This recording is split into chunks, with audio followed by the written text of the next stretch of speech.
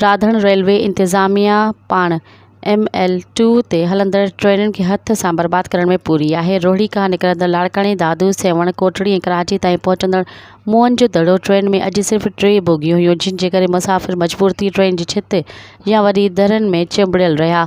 औरतूं त तमामु घणी रश जे करे बीठे बीठे सफ़र करण लॻियूं।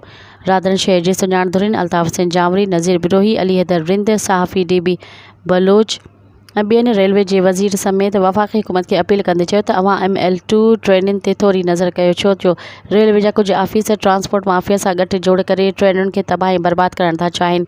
एॾी वॾी ट्रेनुनि, मोहन जो दड़ो ऐं बोलान मेल में बोगियूं वधाइण ऐं ग़रीब अवाम खे सफ़री सहूलियत ॾियो, न त एहतिजाज जो दाइरो लाहौर ताईं वसी कंदासूं।